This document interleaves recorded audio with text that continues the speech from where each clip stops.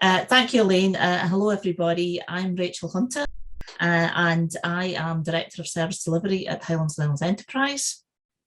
As Elaine alluded to, I am a Shetlander and based in Shetland. And since 2003, I've worked for Highlands and Islands Enterprise, mainly in Shetland, and latterly as area manager for Shetland before getting this new role of Director of Service Delivery.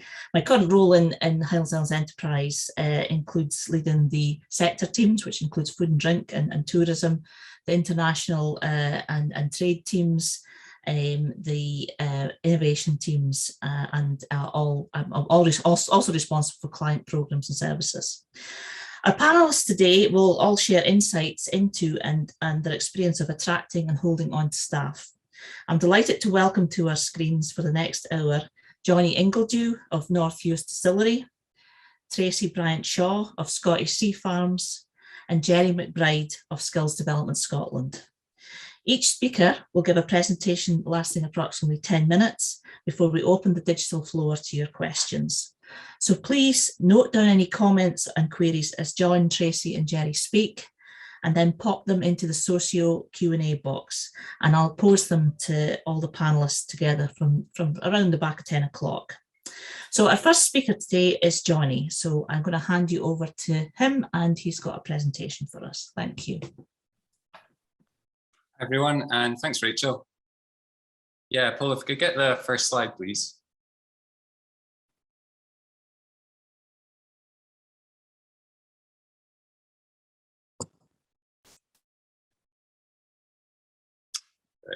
Right. Paul, could you put it onto the first slide, please? That's the last one.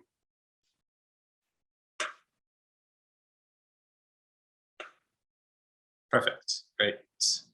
And yeah, hi everyone, thanks for joining us today. So yeah, North Uist Distillery is going to be doing a presentation here on attracting and retaining staff. So yeah, Paul, if you could put it onto the next slide, please. So my name's Johnny, nice to meet you all. And in the picture here is my co-founder, Kate, as well. We're both based in North Uist, and North Uist is part of the chain of islands of Uist and Benbecula, Moray and Eriskay. We're nestled in between Barra and Harris. And same with the rest of the Outer Hebrides. There's a bit of an aging population here, and there's also very low unemployment as well. So it creates a set of parameters that can be quite challenging for recruiting and retaining staff. The typical school leaver journey is leaving the island for further education, and then moving back later in life, or possibly not moving back at all if their partner doesn't want to move back or their careers don't allow it. We followed the same path, moving away for education and then having careers on the mainland. And we moved back about 5 years ago in our early 30s. So next slide, please, Paul. So North Uist Distillery started trading 3 years ago, and we currently distill and bottle our range of gins called Dampour, our gin distillery in North Uist. Our next phase we're currently working on is opening a whiskey distillery, our new visitor centre at Nunton Steadings. And this is a picture of Nunton Steadings in the picture here. This is quite a big step for us in the evolution of our business. So we've been building our team over the last year, increasing the team from 3 to 10 in the space of about 9 months. Next slide, please, Paul. And yeah, this is a wee plug of our products, free delivery through the website. Next slide, please.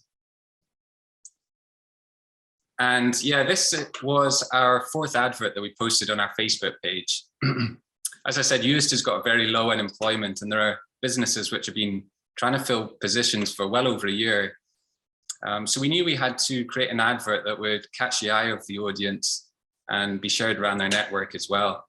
We also wanted the advert to sound a bit more exciting than usual, more kind of fact-driven job adverts that you quite often see. So we framed the job role around a modern-day superhero swooping in to rescue the day.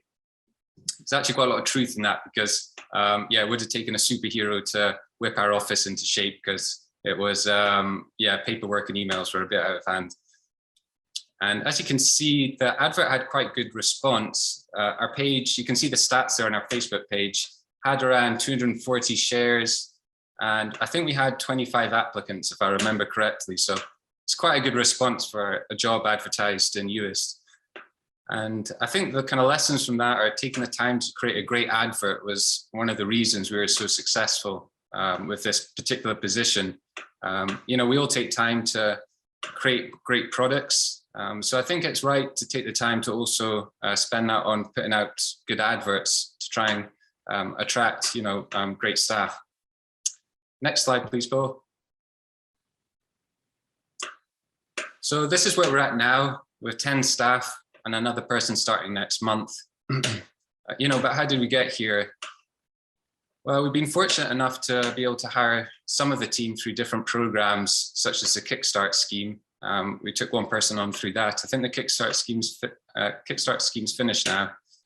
We've taken one person on through a modern apprenticeship, and she's a school leaver who's joined us as a distillery apprentice. We're one of 4 distilleries in the UK offering distillery apprenticeships at the moment. And we've also taken on someone through something similar to the Scotgrad scheme as well. And I think all these schemes, you know, they definitely provide a small incentive to the employer, usually through covering part of the wages of whoever you're taking on. But I also think it's good for the employee as well, because they usually come with a structured training program. So we found that quite a worthwhile route for taking on staff. Next slide, please. One route that might raise awareness of us as a potential employer is engaging with our local school. And here's a picture of us doing that very thing. And having attended this school ourselves, we were recently asked to share our story with the students with the hope of inspiring the next generation. And for anyone who's revisited their old school, it's quite a trip down memory lane. I'd definitely recommend it if you're invited. We have, as I said, we've got an ex-school leaver currently undertaking a modern apprenticeship with us. So I think engaging with schools might be a good way of raising awareness of what types of opportunities local businesses can offer school leavers. Next slide, please, Paul. So now we have our team in place. So the second challenge is retaining them. One of our aims is to be the best employer on the islands of Uist, which is not only something we feel passionately about, but it makes good business sense as well for retaining and attracting talent. So we follow the mantra of training our team so they can leave, but treating them well so they won't want to. And to this end, each of our team members has an annual training budget for developing their career in a direction of the business that they're interested in. And all our team at the moment are using this training budget. A lot of them are going through the Institute of Brewing and Distilling courses, and they've got a series of courses along the evolution of technicality. We've also made all our team shareholders within the business. So they've all got equity in the business. And, you know, we wanted them to feel ownership in the business and share in the rewards of any success in the business if it does well through the years. Other benefits we have are we're above real living wage employers. We have flexible working hours, which helps 3 of our team members, especially who are juggling young families with working. We have team building activity days, and we have a generous gin allowance as well, which is always pretty popular and definitely helps, although I admit not everyone can offer that one. The other thing in this picture I'd recommend everyone have a look at is this book called Let My People Go Surfing. It's a brilliant book. I'd recommend reading it. It's from the founder of Patagonia. And it's an inspiring journey about balancing people with profit and planet. And what the author generally found was that every time they invested money in their team's welfare or reducing their environmental footprint, it ultimately resulted in increased profitability in the business. An example of that is they introduced a creche. I think they were the first business in the USA to do that in the workplace, a free creche. And what they found was it was just allowed them to access a whole lot of extra talent pool. So, you know, why not? Next slide, please, Paul. Yeah, so this is just a pretty picture of Uist. I'm hoping to entice as many people up to the Hebrides as I can. So yeah, please go and visit us this summer. Next slide, please, Paul.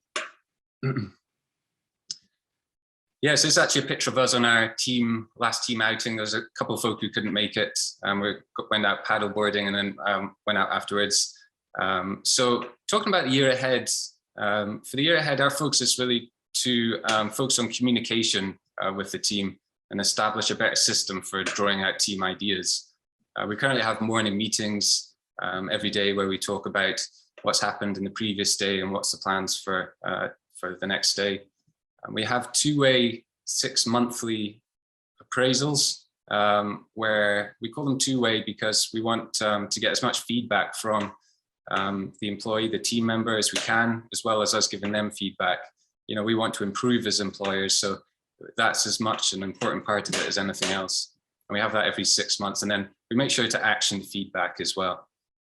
And we're just about to introduce monthly meetings where we celebrate small wins, talk about the vision for the next 6 months to a year, and make sure we're all kind of on board with the business values. Yeah, if anyone's got any other ideas on introducing great workplace communication, I'd love to hear from you. Please do reach out. Next slide, please, Bo. Yeah, so that's it from me. Please follow us on the social channels there. My email address is johnny@northusdistillery.com. Johnny spelled J-O-N-N-Y. Love to hear from you. And yeah, if anyone's interested to collaborate in any sense of the word, please do get in touch, and thanks for listening. Okay, thanks, Johnny. That's a really thought-provoking perspective from a small island business, and particularly quite attracted to the generous gin allowance. So that certainly is a very attractive option.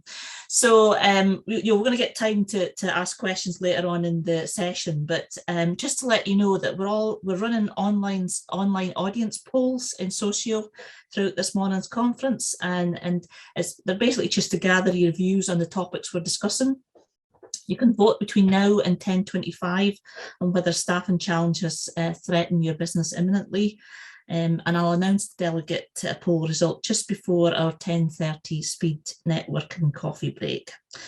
So before that, though, we're about to hear from a speaker with decades, if you don't mind me saying, Tracy, HR experience in large companies, now working for an aquaculture firm that's a significant employer in parts of the Highlands and Islands. Indeed, I think most of us, certainly in Shetland, know somebody that works for Scottish Sea Farms. So it's over to you, Tracy Bryant-Shaw. Thank you. Thanks, Rachel, especially for being reminded of my decades. But yes, unfortunately or fortunately, I definitely have. So I want to, hopefully you can see my screen. And kind of what I want to take you through is, I guess, my journey with Scottish Sea Farms, a bit like Johnny becoming the employer of choice. So thank you very much for inviting me here. And I kind of want to talk about our journey of attracting and retaining. In fact, the whole HR strategy is all about how we attract, develop, retain, and grow our employees. Our attraction strategy is built around basically our employees that are representative of the communities where we farm. We're really trying to build a pipeline from schools upwards. And our retention strategy is built around building all of the policies and programs that reflect both our current and our future workforce. So one of the things, I guess, that we're trying to talk a lot more about is the range of careers that are in aquaculture. We work with the likes of Developing Young Workforce. We've built our own STEM ambassadors to just try and share exactly what kind of, not just jobs, but careers that are available. And just not just careers, but careers that actually pay above, some of them, above the national kind of Scottish wage. Like Johnny, we're a living wage employer, which we're really proud of. So it feels that it's a big journey for us, because aquaculture hasn't always had the best reputation. And I think to be able to say that there are 50 different kind of careers available is huge. A lot of what we do is training and development. So I've built our own in-house Aqua Academy. It focuses on 4 things. Into aquaculture. So that's where we've spent a lot of time working with schools and colleges, building, actually thanks to Jerry as well, he supported me with this from SDS, building a course that focuses on S5s and S6s, giving them a flavour of what working in aquaculture feels like. So our Into Aquaculture arm of our Aqua Academy is all about that. It's about how we kind of give back to those schools and colleges by offering experiences on our farms, or in our processing, or in our hatchery, or anywhere else. What we also do is not just focus on that, but give them some life skills. So actually, how do they write a CV? How do they interview? How do they apply for a job? The other area is actually in job training. So we do things called learning journeys that literally give you all the skills that you need to be able to do your current job, and also give you a flavour of what you need to progress to a new job. Alongside that, we make the most of modern apprenticeships. So at the minute, we've got over 60 of our employees in farming and engineering going through some level of modern apprenticeship, which is amazing. The other bit we've got is a management academy. So the management academy really focuses on the supervisory skills that you need and to make them become great leaders. So we don't want to just manage people, we want to really inspire and engage our people. And the last arm of that is our talent academy, where we're trying to spot young talent at the beginning of their careers and really help them focus on what's possible for them. So hopefully we can kind of build their potential. So a couple of kind of, if you like, pathways that we've kind of shared. And these are relatively straightforward ones. So what we try and show people is what's the art of the possible. So if I start as a trainee husbandry, what's my journey to get to farm manager? And how long does that take? And what training do I need? But what we also trying to encourage is actually, just because you come in as a husbandry and you might have a passion for engineering, then absolutely we want you to maybe move across disciplines. I like to focus on not just, I guess, depth from husbandry to farm manager, but also breadth, because if the more I can kind of give people breadth in their careers, the more they understand the wider business, which I think is really important. They can see how things join up. We work really hard with our partners, because I think it's really important where we can just share what we're trying to do, but also understand what the likes of the colleges, SQA, Skills Development Scotland, DYW, Highlands and Islands are also focusing on. We want joint partnerships so that we're all striving for the same thing, so that I can use that network to really sell the aquaculture industry. One of the biggest things we've worked on is our health and wellbeing proposition. We want to support not just our employees, but their families in all aspects of their lives. So we offer things like an employee assistance program. That employee assistance program is available to every employee, every employee's family, and that doesn't just focus on, it focuses on every aspect of their life, everything from whether it be about their careers to how they bring up their families, to any legal information that they need. It covers pretty much everything. What we've also got is a company nurse, and she does kind of medicals, she does online support, and we encourage people to engage as much as possible. Last couple of years have obviously been really difficult, but the 3 years before that, we've had company triathlons where we've encouraged all of our employees and their families to join in. Not just they don't have to do the whole triathlon, but they can do parts of it. So it's a bit about the triathlon and being healthy, but it's also a little bit about getting the company together and doing something that's really worthwhile. I guess this is the really important bit for me. So our values are about that we care. We care about our fish, obviously, our people, our communities and our environment. We are part of a bigger family that helps each other so we can all achieve. And I couldn't have that as our values unless our policies kind of matched that. So I really wanted to put our money where our mouth is, really, in terms of our policies, which is we've spent an awful lot of time building these policies specifically about family friendly so that we can be supportive. And we are now best in sector for that. And like Johnny, actually, if you've got any more suggestions in terms of anything that we can do to encourage people to stay with us. So if it is about policies, then let us know. One of the recent things we've done is discounted nursery places just on Shetland at the minute, but we're looking at broadening that out across the mainland and Orkney.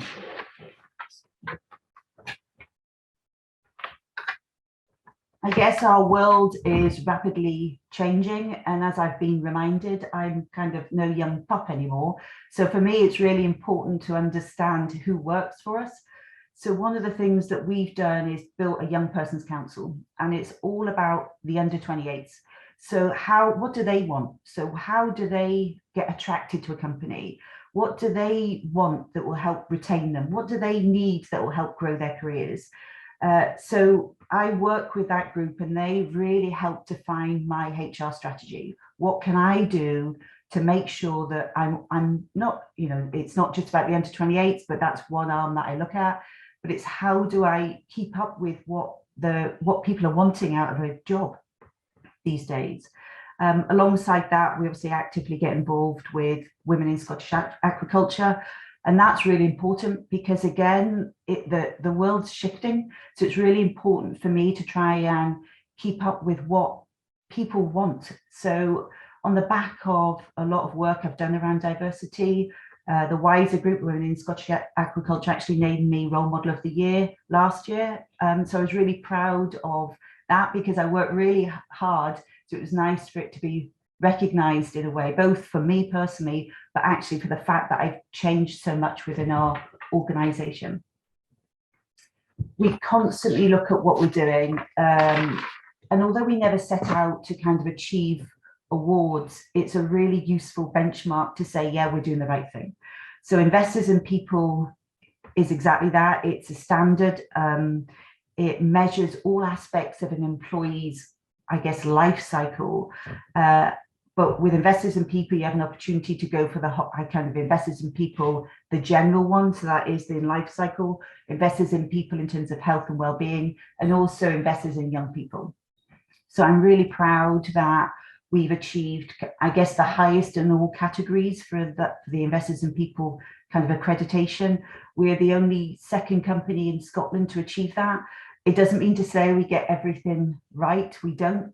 And we're on a journey, and that's it for me. It's a really long journey in terms of listening to our staff, changing what we do when we can, and just then checking in that we're doing the right things. So we do engagement surveys a couple of times a year just to test some of the things that are in the Investors and People accreditation, and just to get the mood of the organisation.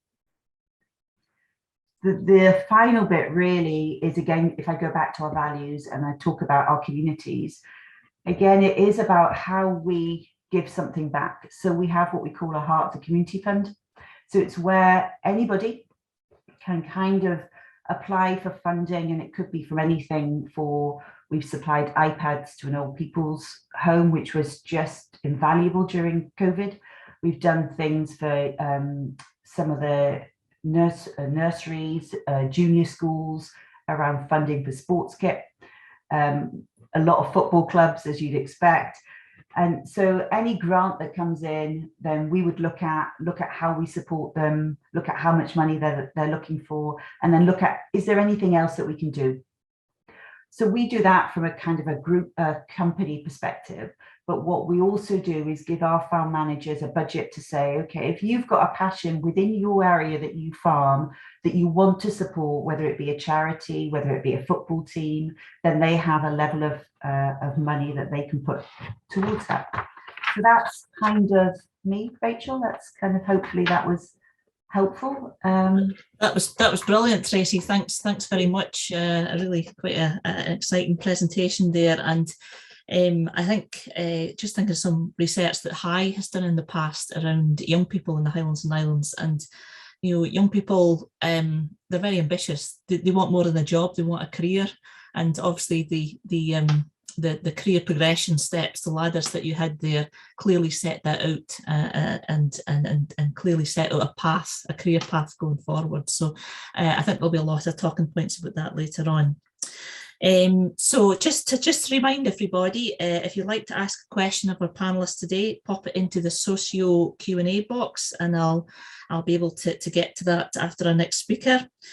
So our final speaker in this session is here to equip Highlands and Islands companies, large and small, with the tools to hire and hold on to our most precious asset, our talent. So I'm delighted to introduce Jerry McBride from Skills Development Scotland. So it's over to you, Jerry. Thank you.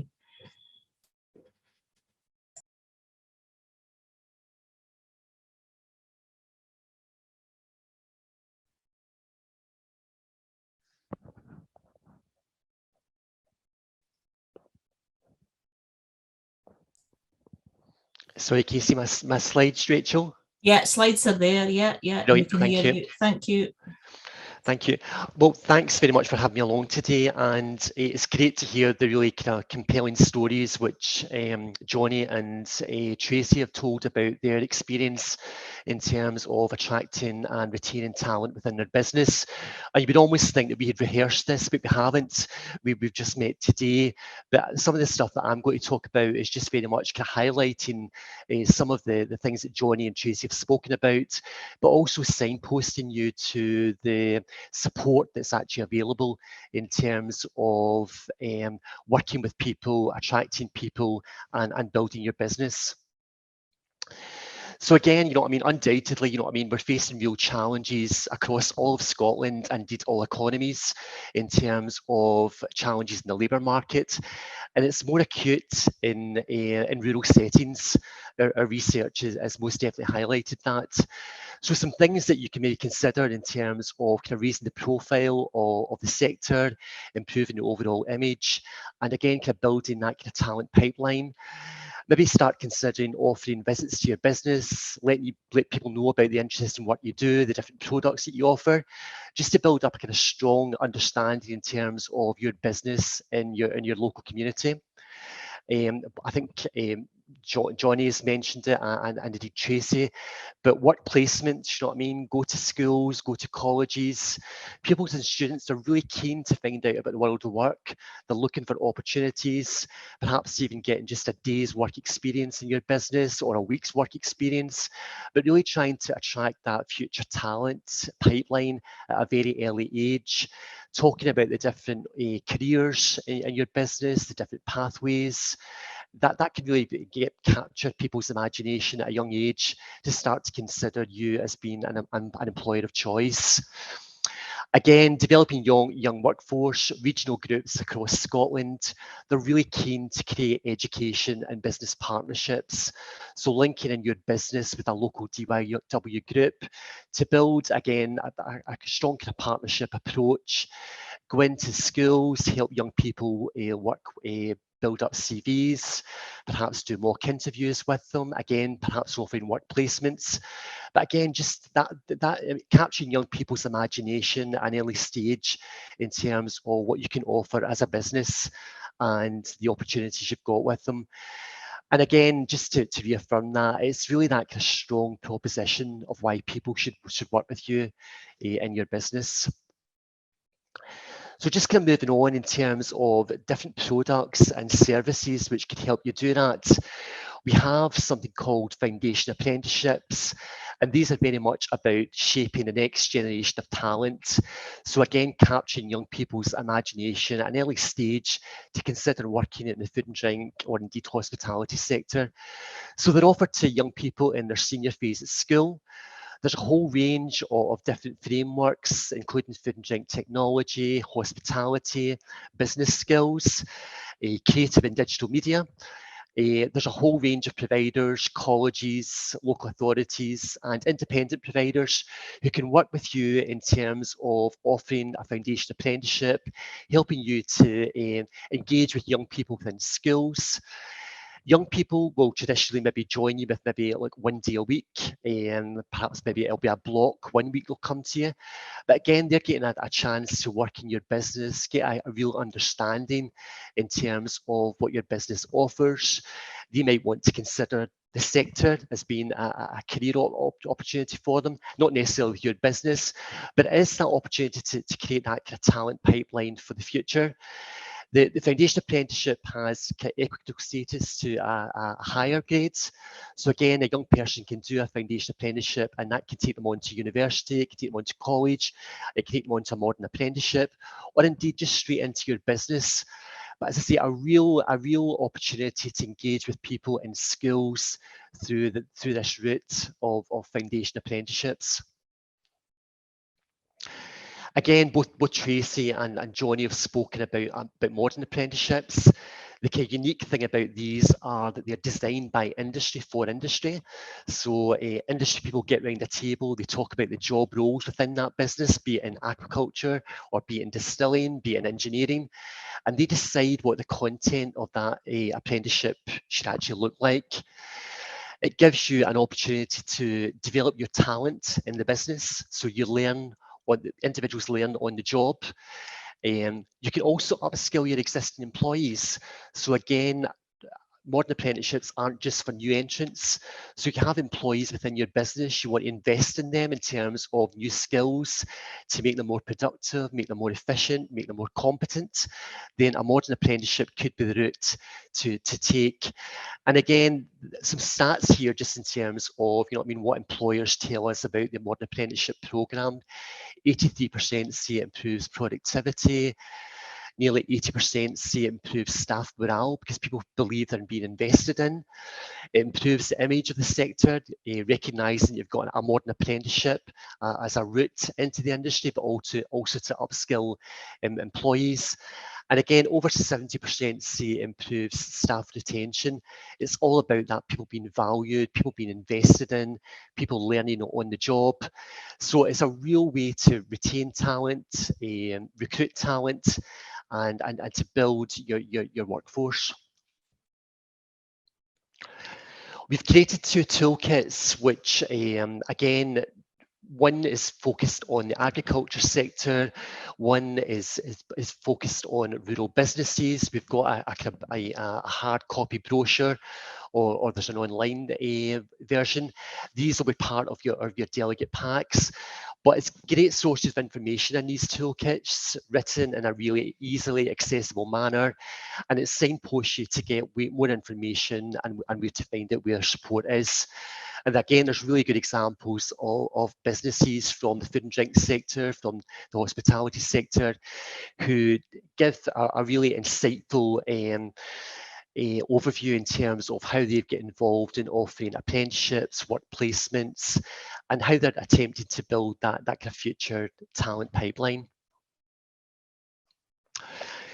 Again, you're very busy working your business. It's sometimes really difficult to take that step back to find out what are my needs within the business. So we've created a skills management tool. So it's a kind of online tool, which gives you a very quick self-diagnostic tool that helps you review the skills within your business, and it links directly into your business objectives. Going through the process, you'll get a skills action plan, and it also signposts you to where additional support could be to implement that plan. So again, I could recommend you to have a wee look at that skills management tool in terms of a practical way to start thinking about skills planning for your current workforce, but also how to build the talent pipeline in terms of bringing those people into your business and the skills that they'll need in terms of how to operate effectively. We also have another product called Skills for Growth, and this is available to all businesses between a size of 5 employees right up to 250 employees. So this is a deeper dive into your business, looking at your business objectives, looking at your people development strategy. It can also look at the culture within your business. Johnny mentioned about communications within your business. It can also look at that, looking at your learning and development plans, your recruitment strategies.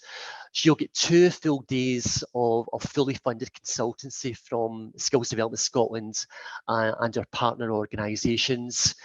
We'll work with you to understand your skills needs and more importantly, create a detailed action plan which you can then act on. So again, the benefits of Skills for Growth, it aims to increase your overall business performance. It builds confidence within your business in terms of showing you what investment and training will actually deliver for you, what are ultimately going to be the benefits and outcomes of that. It will undoubtedly help you attract the right people by recruiting the people with the right skills that you don't already have within your business. It helps you manage change, and it also supports employees, again, by defining appropriate learning and development plans so that employees understand how they contribute to your business. It can pull in things like modern apprenticeships, other short courses, bite-sized learning, management development, but an overall package of support which will really help you focus in terms of growth, but it'll help you support you in terms of building your talent pipeline, but also retaining staff moving forward.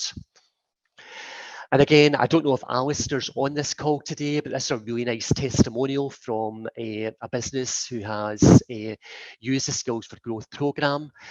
So again, just I really advocate that the external analysis help them build that tailored action plan for their business. But more importantly, you know what I mean, it helped them give them guidance and support in terms of taking that plan forward.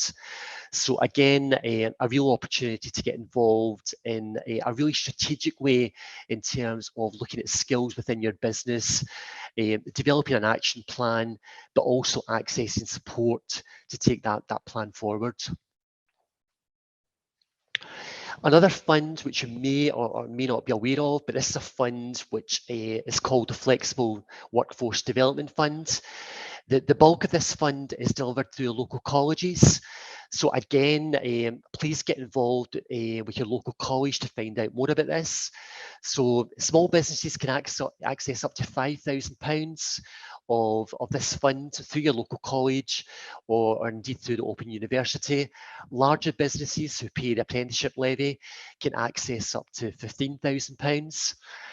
The really good thing about this fund is, you know, when it gives you flexibility to choose the training that best meets the needs of your business. So again, you can see where if you've perhaps done Skills for Growth or where you've maybe done the skills diagnostic tool, then accessing this fund could help you implement some of the training and development that's been identified. So it helps, you know what I mean, supports the priority skills gaps within your business. Colleges, you know what I mean, are a fantastic resource in terms of local-based institutions where you've got a real opportunity to access high-quality learning. And again, more importantly, employees are going to feel really valued. They're going to feel really invested in terms of getting the opportunity to participate in high quality learning, which is going to help them better improve in their job and also demonstrate how they have a greater impact within your business. And finally, a bit of a busy slide this, but I really wanted to, and again, it'll be in your delegate pack, but I really wanted just to signpost you, you know what I mean, to where this one-to-one critical business support for skills is really an offer to you. So we have a digital offer through our skillsforce.co.uk, and that will take you directly into a whole range of information which is available to you to access further support. We also have a separate website called apprenticeship.scot, which will give you information on the foundation apprenticeships I spoke about, modern apprenticeships, and indeed graduate apprenticeships, which are a new offer which Skills Development Scotland have developed. The digital skills management tool I spoke about, you'll access that through our Skills Force too. But again, nothing beats a face-to-face conversation. So again, if you want to lift up the phone, we've got an employer helpline. Please call that number to find out an initial point of inquiry, to find out the whole range of support which SDS offers, but also the support that other partner organisations offer. We can undoubtedly signpost you to where that support is. Again, one-to-one support is available for small businesses through our Skills for Growth offering. Again, sometimes you really need that independent conversation with someone to talk about your business goals, to talk about skills planning, and really just to develop a plan which will help you support your overall objectives in terms of recruiting staff and also retaining staff moving forward. And also we've got a one-to-one support again for larger businesses. So again, our skills force, apprenticeship.scot or employer helpline, really keen to stimulate demand for these services, and really keen that you get involved on that skills journey. Thanks very much, Jerry. That's a huge mine of information there, and tools for everyone to sort of delve into. And just to let everybody know that the that all this information will be available in your follow-up delegate pack. So keep an eye on your obviously keep an eye on your email inbox, and that'll be arriving within the week. So I think we have a few questions from the audience, and so I was just going to just go to our first question here. We have a question from a first-time employer. They're struggling with gauging their employees' input. And has any of the panel had staff that have come into their organisation that have not performed to expectations? And how did you handle this? Could I go to Tracy first of all? That's such a mean question. Yeah, I think, you take a chance, you hope that your recruitment process is working properly, you're hoping that you're getting the right people. I think if you believe that person's got potential and you believe there's something in there that you spotted through the process, then try and understand. Everything's about talking. So it's about understanding what have you done that you could have done better. So what was the onboarding process like? Was the induction right? Did you talk about the role properly? Do they understand what's expected of them? And hopefully then through that kind of talking and education piece, you can kind of get them there. But inevitably, if that never works, and at some point, I guess, it's not working, then it's not great for either. Nobody's feeling good about that. So at that point, then you probably need to part company. But I would say initially, just review everything that you've done from recruitment to onboarding to induction, and just make sure that that's all right and in place, and then kind of fill any gaps that weren't there. Yeah, it's just, I suppose it's lessons learned, isn't it, to try and review how you could do things better in the future. Johnny, have you got a view on that, or if, in terms of from a sort of small business perspective? Yeah, it's a really difficult one. The first hire is so critical to your business, and you're trying to create a culture that you want for the business. So it's a tricky one. If the person's not fitting within that, you'll know. And I think if they're not the right person, or the role is not right for that person, then you'll also know. I think the old mantra of hiring slow and firing fast is probably quite pertinent for when you've got a really small team, as hard as it is to say that. It's these first hires are going to be so critical to your business. So yeah, we've had to let someone go once, and it wasn't a nice process, and we did that quite quickly. We realized it was just the wrong role for that person. We didn't have another role within the business at the time to give to them. So yeah, it's a tricky one, but I think you'll know in your gut if it's not the right person. Do you ever use sort of trial periods, or Johnny, I don't know if you can do that anymore, but just to sort of test somebody out to see how they fare in terms of your business?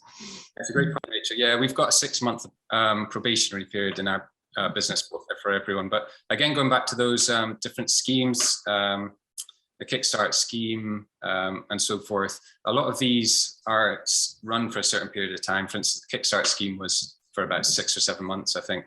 And after that, the assumption is that it's finished and the employer might take you on, but they might not. So they're quite a good way, especially when you, for the first couple of hires, when you're a little bit nervous and tentative about hiring your first employee, to test the waters with someone. And then at the end, you can offer them a full-time role if it's really working out. So I definitely recommend going down that route if there's anything available like that. Yeah, that's some really good advice there. Jerry, do you want to come in? Is there anything you want to add to that? Jerry's still there. Yeah, I mean, I think I'd just kind of echo what Tracy and Johnny said. I mean, it's very much about that communication piece, isn't it? You know what I mean? Just understand the issues within of the individual, offer support if support is going to be something that could help resolve the situation. But some people, sometimes you make bad choices. The individual makes a bad choice about taking a job, and the employer makes a bad decision in terms of recruiting that individual. And I suppose you've got to make a kind of swift and reasonable judgment in terms of the steps you take next to make sure that the situation is resolved.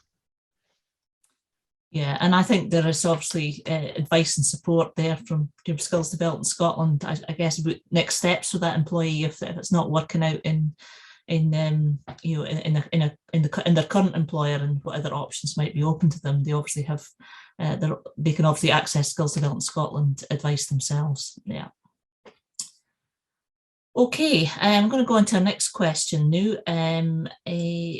The next question is how do you entice employees into permanent or seasonal hospitality? That this person's experience is that the delegates was currently difficult to obtain and/or retain staff due to public perception of the hospitality sector. As rural businesses, as a rural business above real living wage employer inaccessible. So this is a business it's a rural business. It pays above the real living wage, but it's inaccessible by public transport. I know obviously the two participants here are from the food and drink businesses sector, but I think you've probably both got experience of having to try and recruit people in remote and rural areas. Do you have any advice for this particular delegate? Johnny, you want to come first? Yeah. Yeah, I'll jump in there just quickly. Yeah, we've got the challenge of being quite a seasonal business. So the majority of our bread and butter comes over summer. And at this time of year, it's incredibly quiet for us. You know, we've got a visitor centre and the tourist footfall and US at the moment is next to nothing. So it is a challenge finding work for your team out of season, but we've chosen to keep people on all year round. And at this time of year, there's a lot of training going on. We're doing a lot of planning for the year and ahead. We just come up with a planner and identify how can we keep these people busy over winter. Because, you know, if you're taking a lot of time to hire great people and train them up over summer, you really want to try and hold on to them for the long term. Okay. Tracy, do you have anything to add to that, or do you? It's a difficult one. So we have a lot of farms that are in remote areas that, although there's public transport there, there's very little housing. So we really have to focus on, it's not just about the job, it's about all of the facilities that might go around that. So it is where, and it can be expensive, but it's finding innovative ways that you can offer them things like housing or accommodation that kind of supports them getting that role for that period of time. Okay, no, thanks very much. Yes, I suppose, Tracy, it's that you have to look at the employee holistically. It's not just the job; it's where they're going to live, how they're going to get there, and try and see how you can support them. Okay, we've got a couple of questions. We've not got much time left, but there's a direct question at Skills Development Scotland here, Jerry, on there's obviously a chronic shortage of catering staff, and how is SDS? Well, it's not just SDS responsibility, but working with others to try and improve the amount of young people coming through into catering and hospitality. Yeah, I think there's an issue here that in terms of labour shortages, and that's undoubtedly about the availability of people.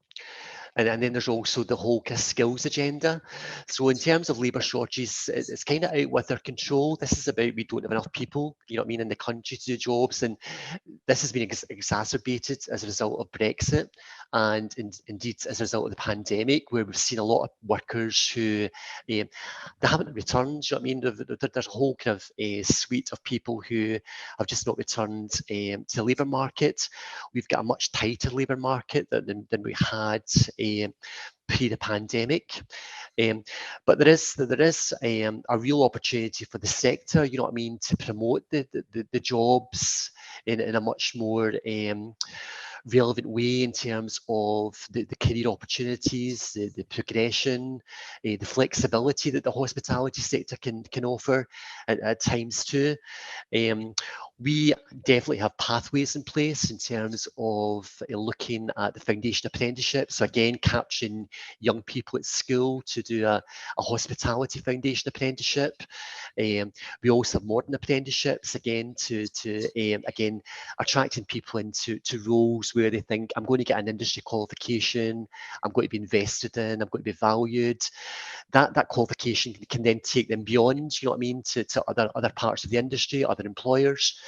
So, but I do think there's a real opportunity for the sector to do more to improve the overall image in terms of what it can offer.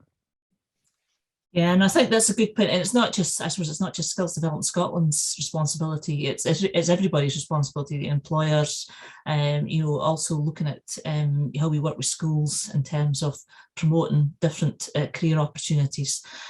So yeah, so I would obviously, I think Jerry used to encourage employers to get involved in their local developing the future workforce groups, because that's a key way of promoting career opportunities in local areas. Yeah, Rachel, I mean, the Developing Young Workforce, they've now got a schools coordinator in every school in Scotland. So again, they're actively looking for opportunities, you know what I mean, for employers to get involved, you know what I mean? As I said before, when I was speaking earlier, to speak to young people about their CVs, to do mock interviews with them, to talk about their business, to talk about opportunities. So I think capturing their imagination at a young age in terms of what the opportunities are is a really good approach. Okay, right, I'm going to go to our last question. It's to Tracy and Johnny. And it's, how does Tracy and Johnny manage employee expectations, ambitions alongside business opportunities and demands? If you could keep your answers quite brief, that would be good. Tracy, would you like to go first? Yeah, no problem. I think, again, it's like Johnny does. We do the performance reviews. So a couple of times a year, we really have that sit down chat. What's the expectation? Really be honest about somebody's potential. And so what, you know, what could they do? Are they capable of doing that? And then looking at what's the development, what's the support that they might need around that. So I think it is just that real honesty, but it's also spotting that talent. And actually, if you've got a really good, talented person, then you'll find a job for them that will retain them, and you know that at points they'll do their business good. Okay, thanks, Tracy. Johnny, do you want to come in on that one? Yeah, Tracy summed up so well there. I don't have much to say on top of that, to be honest. But yeah, just communication. You know, if expectations work both ways. So if it's about them starting with you, you know, you can have them come in for a couple of days before they start, see if the role is what they expect, and that, you know, that they're kind of performing to the level you expect as well. And then when they're in the role, really just having good communication channels and talking about where they want to go within the business, I think. Yeah, I think that also sums up about good lines of communication between the employer and the employee at all times. Yeah. Okay, so I'm just going to wrap up now. So thanks to everyone who's listened today, and all the questions to our panelists. I'm sure that's making us all think about how we could do things differently. And I'd also really like to thank all the panelists here today, Jerry, Tracy and Johnny. It's been really insightful presentations, and you've obviously had to give time up yourself today to prepare that and to give that presentations from your busy work schedules. So thank you very much for that. So it's now almost time for our 15-minute coffee or speed networking break, which is up to you what you'd like to do. If you've opted into speed networking in Socio, then you'll be randomly allocated to a small group of other delegates on screen in just a moment, and you're free to have an informal chat about what you've heard this morning. If you're having a break, then please rejoin us at 10:45 for either our funding or collaboration panels, which run in parallel until 11:45. You can watch whichever panel you miss afterwards on the High YouTube channel. So select content you're most likely to potentially engage with live today, and then if you want to ask questions of the panelists, and then you can catch up on the other presentations. So before we part company for 15 minutes, there's just time to announce the results of our delegate poll asking whether staff challenges threaten your business imminently, and I'm hoping that Tony is going to tell us what the results are from our survey. If not, I'll have to keep you in suspense till the next session. I'm not getting any feedback from Tony. No, okay. So I think we'll catch up on that later, and we'll enjoy your 15-minute break, and we'll hopefully rejoin many of you at 10:45. Thanks very much. Thank you. Bye bye.